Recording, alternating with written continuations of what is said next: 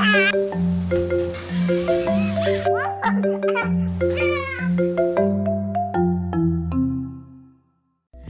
guys, today I'm going to be filming a guide on Guam because I didn't see this many types of videos out there, especially from Filipino experience, and I want to make your researching experience easier. But if you want to see our full journey, our entire vlog, it's going to be out on my sister's channel, link in the description eventually. And yeah, let's get started. I have the notes on my phone, so if I'm looking down, I'm reading it. So first is transit. There's the red Guam shuttle. It's $4 for one ride and then $25 for a 5-day pass. Farthest point southbound is JPO or Guam Premier Outlet, and the farthest point northbound is Two Lovers Point. It drops by some hotels like Sheraton and Hilton. The Guam bus also has a $7 ticket that brings you to and back the Chamorro Village Market.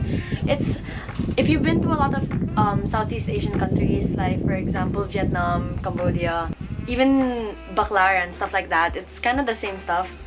I'll insert some photos and some footage over here. And it's only available on Wednesday, so make sure that you mark your calendars and stuff. Please take note whenever you get off the trolley to get the departure times, because it has like a scheduling where it stops at a certain point. Like for example, the Chamorro Village Market, the last one, it's every 15 minutes and then it stops at 7:30. After 7:30, it's going to be every 20 minutes, and then the last one, the final one, is going to be at 9:30. Also, most of the route posters are in Japanese because that's their main demographic. But just look like closer or just ask the driver themselves. Most of them are Filipino anyway, so you'll do fine. Guam has very limited forms of transportation, so if you want to go to the far points like Mount Lamlam, rent a car. Or you could also get a Stroll Guam, which is an app like Grab or Uber for them, where you book a ride and then the driver will take you there. I suggest that you befriend your first driver, or you like keep their contacts on your phone so that it's easier and you don't have to keep booking, because Stroll Guam only gives you a ride if there's a driver around that area. So I think it's better to just say like, hey, come back at this time, we'll be done by then, and then you're good.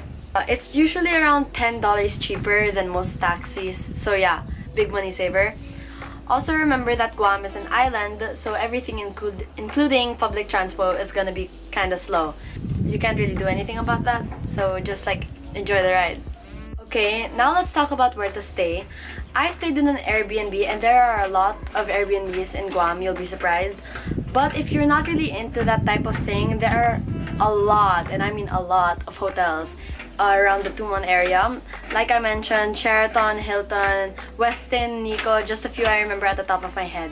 Also, like I said, the Guam bus drops by a lot of those hotels. So just like do a little bit of extra research and see which one suits you the most. Also, I highly suggest that you get a local SIM, because you're not going to be able to book a ride if you don't have hotspot. And obviously the hotspot from other countries are not gonna work there, so get a local SIM. Okay, now I'm gonna mention my must-go-to places in Guam. First is Yapao Beach. I'm not sure if I'm pronouncing that correctly, but yeah, I'll insert some footage over here. It's a pretty big tourist attraction and really nice for snorkeling.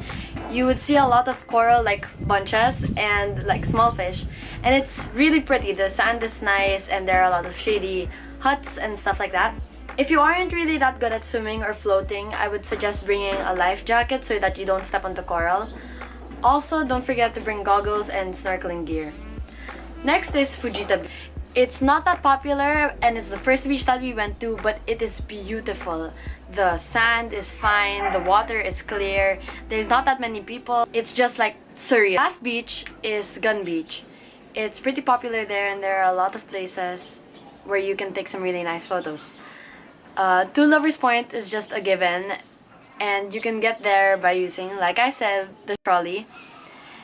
And Mount Lamlam if you want an easy hike. There's no way to get there by the trolley though, so like I said, you have to use a car.